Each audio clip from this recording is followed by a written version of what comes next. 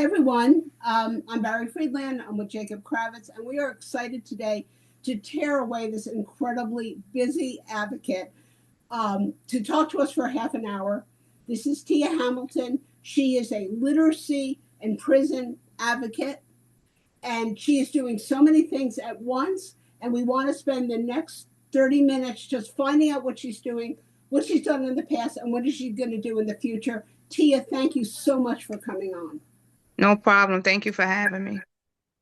Yeah, absolutely. We really appreciate it. So you said that you have been working on you've just come actually from working on a literacy bus. Can you tell us a little bit more about that? I'm working on my literacy bus. So through my foundation, Urban Reads Foundation, one of my initiatives is the Black Star Line Literacy Bus. And that bus is going to be on tour this summer, going to communities, all 55 statistical communities in 8 weeks, giving away 5,000 books this summer. So I'm getting ready for my bus reveal. And I have a lot going on. Wow. That's amazing. So 55 communities and over 5,000 books. 5,000 books. Is this the first year that you have done this, or is this a yearly thing and you So unveil this is a bus? so this is the first year that the bus is coming out. Now, I met Tia when she hosted Color of Change Luncheon, and she was telling us all the things she was doing. And a lot of your literacy advocates comes from dealing with people in prison. So, can you expand a little on that? So I own a magazine called State versus Us magazine, which is a criminal justice reform magazine. So it highlights high profile cases. It talks about the corruption that goes on in police, prison, and government. I also tell success stories of formerly incarcerated, but the main stories of those wrongful convictions. I have helped 9 men and women come home through my magazine, and it's archived in John Hopkins and in the Schomburg for Black research and culture. So through that magazine, I'm doing my research, and I'm noticing that 76% of men and women inside the prison system are illiterate, and 85% of juveniles in court are illiterate. And 54% of adults in this country can't read above sixth grade reading level. So Mm. this is the purpose behind my mission, is to get everyone literate. That is a fantastic. Golan, it's an absolute tragedy, especially in the state of Maryland, where we have where there's an obligation in the Constitution to give everyone an adequate, provide everyone in the state with an adequate education, and clearly we can see how badly the state is falling down, on these obligations and leaving people Well, it's behind. just not the state. It's just not here in Maryland. This is global. This is Right, everywhere. Maryland is actually doing good when you look at the South. When comparatively. you look at red states, they are Mhm. in desperate need in help down there in the South, Oklahoma, Louisiana, Mississippi, like and a lot of Alabama and Georgia too. So Mhm. Maryland is actually doing amazing when you compare if you bring in other 52 states and see what's going on with the education and literacy. A bulk of that 54% is from the South. Mhm. But my focus is here in Baltimore City, because if we want these children to stop cutting up, we got to put some books in their face. We got to put some books in their hands, and we got to educate them on the power of reading. Knowledge is the power. And when you are reading, you are more prone to do positive things than you will be doing bad things. And 9 times out of 10, you will not be going to prison. So the point of this program is just not to make people literate in prison and in juvenile facilities, but I'm trying to reach them so they won't end up there. Absolutely. That's the goal. Like, and my program is so strong that 7 other cities outside of Maryland want the program. Well, that's really fantastic and exciting. Yeah, What other cities? So they've reached out to you, or have you? Oh, that's fantastic. Where are you? Where I'm are you not going along to in say that process? yet. All right, Okay. fair enough. Yeah. Won't jinx it. Yeah. Well, that's Well, very and exciting two of that them is in that. the South. Two of them are in the South, and I'm going to the South so I could get those people together because it's ridiculous that people don't have access to books. And when you look at Ron DeSantis in Florida, when he declared books to put on the ban list with that women's group that Trump has started, Moms yeah, Liberty. yeah, Moms for Liberty, and they went on a whole crusade to ban books, and they throwing books in the trash and they burning them, and they don't want their children to read woke books. We have a problem. That means they are illiterate. That means they don't want their children to know the atrocities that they have done in the past. Instead of teaching and educating so history won't keep repeating itself, they want the latter. They want history to repeat itself. They So it's going to take literate people such as myself and such as the world who are literate and educated to join forces with this movement to make people literate. We got to get teachers involved, and we got to get Black men involved and Black male educators, because our children learn better under Black male leadership. And it's just not Black children, it's all genre, race of children. They all learn better under Black male leadership. Yeah, I mean, I think when you have a larger set of representation among leaders, that definitely builds larger possibility space, more resiliency, and greater sense of, education and belonging, right, in that system. So it is really important. It's what what inspired you to first start the organization? And sort of the magazine in and of it itself. What sparked your sort of love of reading back originally? Well, I was a reader. My mother made us read Encyclopedia Britannicas. So I'm assuming that's before your time. But Encyclopedia Britannicas was like a staple in my house. We had to Mhm. read the entire collection of Yeah. Encyclopedia Britannicas. My mother is a serial educator. She has about 20 degrees. So she was real big on education because my great grandmother didn't have one. She had to stop going to school in the fourth grade to take care of the house. My great grandmother was born in 1912. So my great grandmother didn't have an education. Even when she died at 90, she still didn't have a GED or anything. My grandmother finished high school and that was it. So my mother was like the first female in our family to really, like, in our immediate family, to get Mhm. degrees and go to school and go to college. And my son is the first male to do the same thing. Congratulations. Thank you. So, as I said earlier, what sparked the magazine is the same thing that sparked this foundation, Mhm. is the stats. Stats and data don't lie. And I use it all the time. You can't beef with me when I got the stats and data, because this proves it. Now, if you want to fix it, let's create the stats on fixing it. And let's not keep arguing and having this conversation where the stats is right here in front of you and we see the poor decline happening and you just still want to argue that there's nothing wrong. Yeah. We talked to another advocate for reading who was a retired teacher, and she had been a science teacher and then a librarian, and now she distributes books in areas in Anne Arundel County, diverse books. And and she told us about the importance of being able to read and how it affects your entire life, how it affects your school life, getting job. I mean, the whole thing. And so you are going clearly to the crux of the problem. Yeah, I mean, if children are reading 20 minutes a day, they will expose themselves to 1.8 million words a year. Wow. And children look at me like I done said something crazy because they didn't believe that it's that many words out here. Mhm. And I tell them yes. Just like it's unlimited games for you to play and unlimited sneakers for you to walk with. Yes, it's that many words that you can play with. And if you just sit down and read 20 minutes a day, You can break it up 10 minutes here and 10 minutes there. As long as that phone is down and you have a book in your hand for 20 minutes a day, you are exposing yourself to better communication, better mindsets. You'll be exposed to different things, and your imagination will open up so wide you wouldn't know what to do with yourself.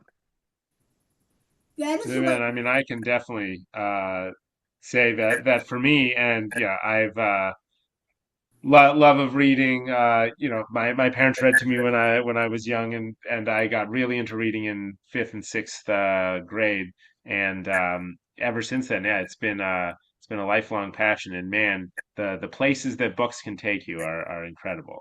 Exactly. And what we don't have now is getting worse, right? Hmm. And what we don't have are parents who are enforcing it. We have parents who want to be friends with their children. We have parents who want to throw tablets in their children's face, like even a baby. Why is this baby knowing how to work this tablet and you throwing this tablet in that child's face? Because you don't want to hear him cry. You don't want to be bothered. That's crazy. Like you brought this child in the world, you have to take care of it. And throwing a tablet in their face is not going to do it. So we're dealing with a generation of children who growing up with social media, who growing up with tablets, who are in a different mind frame than when I was a Hmm. child coming up. And we are dealing with the crack era's great grandchildren. And people look at me be like, yo, you right. Cause we gotta deal with that trauma too. And Hmm. it's indirect trauma. People don't even realize they traumatized. That they Hmm. dealing with these inner city feelings and they dealing with all these things. That's why mental health is important. Hmm. That's why seeing a therapist is important. You got to talk. We got to learn how to communicate, and we got to learn how to talk, and we got to bring civics back in school because Yeah, that's another part of the problem. totally. I often talk about how it was during the Reagan era that they removed the civics requirements, right, from public high schools, and that has really had a hugely disempowering effect for people Yeah, because because if you don't, When Nancy Reagan came out with the No Child Left Behind, it killed everything. yeah, they are deeply responsible. We are still living under the shadow of Yes. all of the damage that was done there, and yeah, I mean, we've changed education and the opportunity, and it from a general public good that we need, as you're saying, that we need people to be able to read and to understand how the government works, to be good citizens that are fully involved and invested in their communities and in their societies. Um, and yeah, and so we're we're in a deep hole right now. A uh, very deep hole. And what's happening is when you got this administration is furthering the disconnect between education and people. You mhm. have another big problem because when he defunding stuff, he cutting funding to rec, he cutting funding to schools who won't do what he say do. Yes. Mhm. You know what I'm saying? Like it's a Right. whole roller coaster ride with this nut, and he thinks it's okay. But this is a 50-year plan that they've been putting in place. And it only got worse when Obama got in office because they couldn't they how dare we put a Broke them. black man in charge of us? Right. Broke them. Mm. I, you know, So we have to deal with these issues. And if we don't deal with them in a way of support, community, and understanding and empathy, we got to get rid of those people too. We got to get them out our way because I don't want to be the smartest person in the room. Mm. I be in these rooms with people who got money, but they don't have no common sense and no knowledge. But they got the money though. So Mhm. when I be talking to them, I find myself talking more because I gotta explain instead of me just having a conversation. It's no longer a conversation. It now become an educational time. Now I gotta educate you because you obviously don't know. You're not reading. And these Mhm. adults, Mm. they're not reading. adults. this administration, and I don't want to hijack the conversation about Ronald Reagan, but I could whatever. I think all of our problems, or most of our problems, are created or exacerbated by him. I mean, he's the one who came and said that ketchup was a vegetable and that greed was good. And we've got to feed our children. We've got to educate our children. I think there should be lunches in all the schools, so no one feels different or apart. Everyone gets food. My son was in a special program called Project Ingenuity in the Baltimore schools, and it was in a school that had some economic problems. So everyone got free breakfast, and he came home. He was thrilled. He goes, guess what? But no one was an outsider. Everyone got it, and you can't learn if you're hungry, and you can't learn if you're whitewashing history. You can't whitewash history, and as you said, not expect it to repeat itself.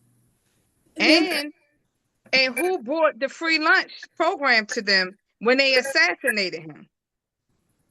Well, Chairman Fred Joe- Hampton of the Black Panther Party. and- They told us that what he was doing was criminal, helping his people.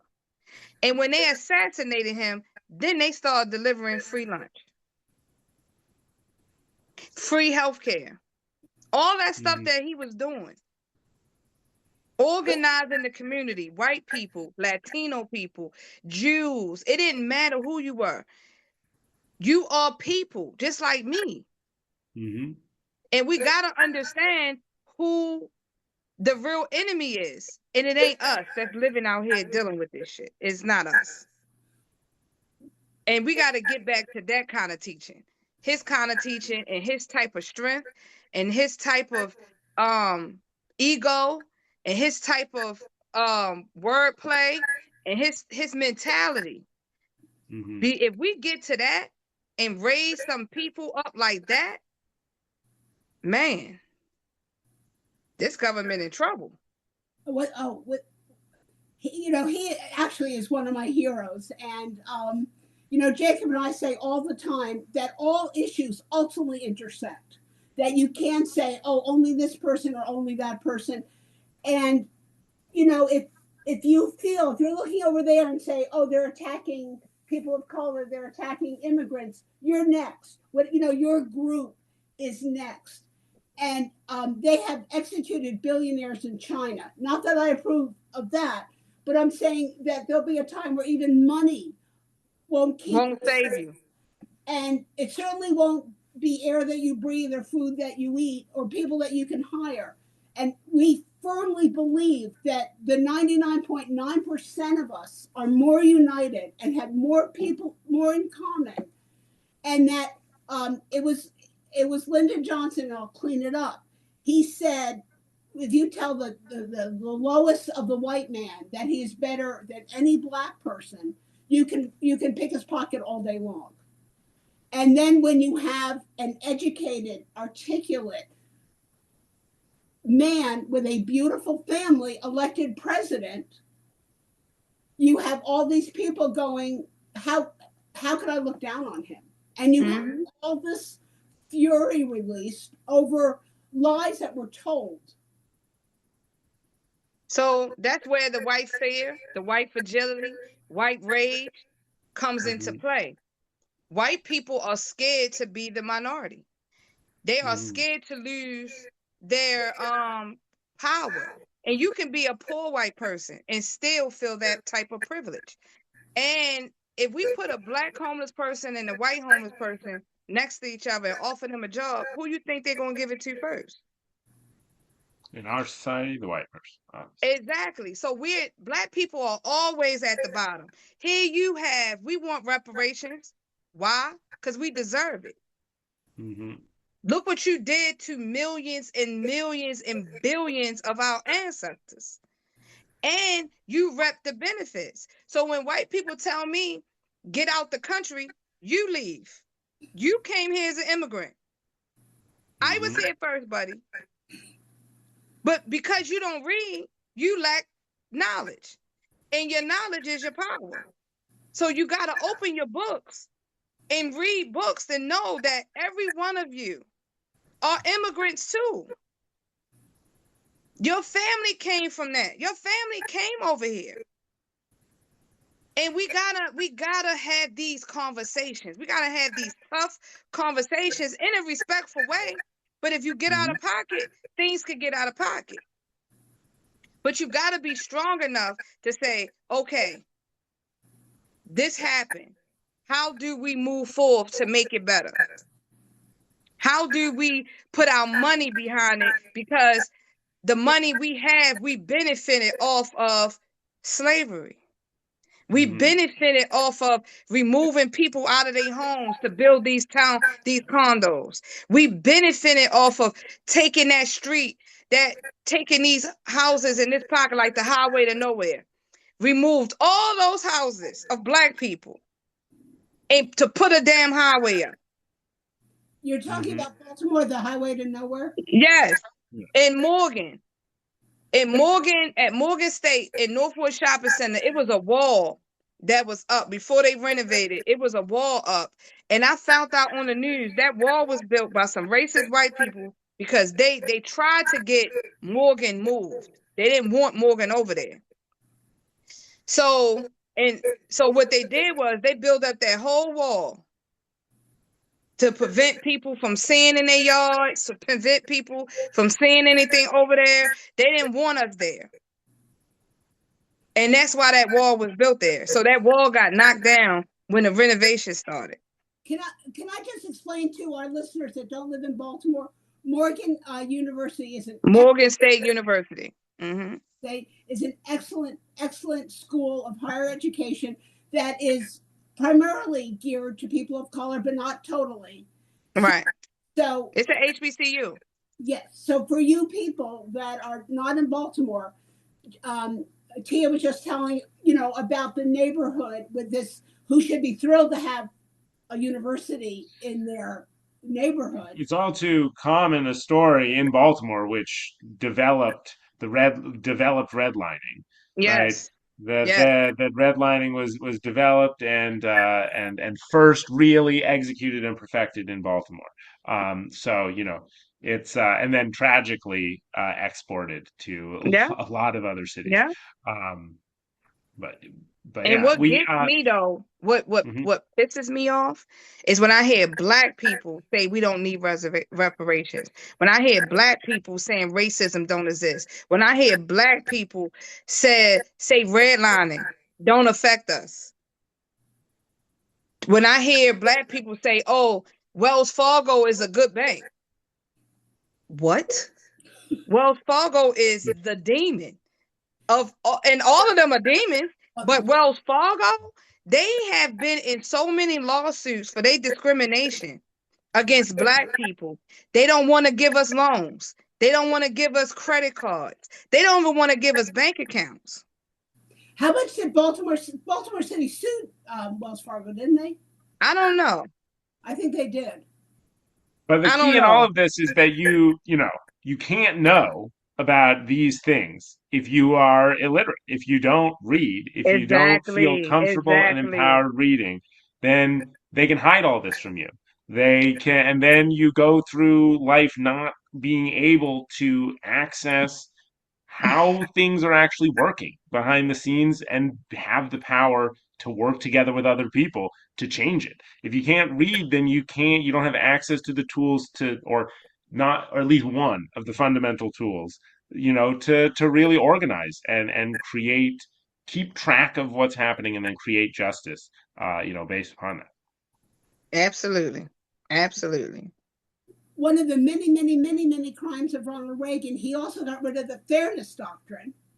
So you have all this crap coming out that is not news, that it's not sourced, and then you have, under this administration, you have people revising history books. In Mississippi, they've eliminated slavery from some of the history, and it's just people getting free room and board and learning about agriculture. I mean, beyond absurd. How they're trying to rewrite history. And when I was growing up, I didn't hear about, a lot of the things that affected minorities in this country. And I feel as a Jew, I'm next in line. At some point, they're coming for all of us. And when one of the reasons that in Baltimore area, and for that, when Jews started leaving and started leaving the city, or coming into neighborhoods, and the people of color followed, is that the Jews couldn't buy homes in certain areas as well. They were discriminated against. So you just see the discrimination everywhere. And I get upset when anyone says they don't deserve reparations. I don't care what color you are. It existed, it's a fact, and now we have to deal with it. Yeah, so we the only people who haven't received reparations. We're the only people who create the culture that the United States, the whole world mimics. We did that. You should have stormed the Capitol. And then we would have been executed. No. Definitely. You know what I'm saying? Now, with this fool trying to give those cop killers and pedophiles, because a lot of them been arrested already for it, and going back, $1.8 billion, and the leader of the Proud Boys have the nerve to say he deserved that money because he spent 3 years on lockup when he was in prison, and he was tortured. So imagine what this black guy went through, and he been in jail for 40 years. But he don't deserve to come home. There are states where people are, primarily people of color, are in prison. They've proven to be innocent, and they are not immediately released. Immediately. It's stupid. So that's my activism, and that's my fight. I fight for that. I fight for literacy barriers and literacy. I fight, and that literacy is on all levels. And I start with the children. And that's great. The most important place to start. If you can grow the love there, then it'll last a lifetime. Yeah, they are my only focus because these adults are goofy. I can't let me have patience with children and let these adults find their own way, because I just be disgusted with adults, because you should know better, and you should want to know better, and you should want to do better, but you don't. So I'm gonna go ahead and take your child, and I'm gonna get them together so they can't be like you. So if people want to help you if people want to help, if people feel inspired by this and want to help, grow and build literacy in there, or help you specifically, what can people do to get involved? How can, this summer and going forward? So they can donate at urbanreadsfoundation.org, become a donating member. And my plans are so cute. I got the Octavia Butler plan, the Malcolm X plan, the Martin Luther King plan, the Toni Morrison plan. I just have different plans by my Black superheroes, and you could become a donating member if you want to donate to me in a bulk lump sum, and you just want to Zelle it to me and I get it directly. You could do that too by using the Zelle email, which is urafoundationinc@gmail.com. And just be supportive. If it's some Black men that's inspired by this and you want to help, let's do it. Let's do it. This summer, I'm going on tour. I'm looking for authors to join this tour with me, to be out there with these babies. We're going to be doing all kind of things on tour. Bookmark How can making. authors should reach out to you in the same way if they want to get involved? Yeah. If they want to be involved with this tour, they should reach out to me too. Awesome. Also, if you want to buy books, do not go online. Yes, buy them in your local bookstore. Yes. So if you want to buy books from my bookstore, it's Urban Reads Bookstore, and the website is urbanreadsbookstore.com. and you can buy books. If you don't see what you need, just shoot me an email. I could get it. There's Nice. no And are there any sort of local events that happen at the store or anything that people coming up that people can Now I cancel all major events to focus on this tour just this focus on the summer. tour? So Makes sense. yeah, Makes sense. a lot of people in my DM trying to do stuff this summer. No, no, no. I can't rock with y'all. Not Laser this summer. focus. I'm laser focused. I'm with this bus, and I can't wait till Sunday to reveal it to the world. Well, we thank you so much for taking the time in the middle of all this, and we are so excited to tell you, to promote your story, and thank To you. help improve the literacy, around Maryland and around the world. So thank you Yeah, so much, and Tia. that's the goal. So we appreciate you for coming on and appreciate everyone for watching. And until next time, don't shop on Tuesday.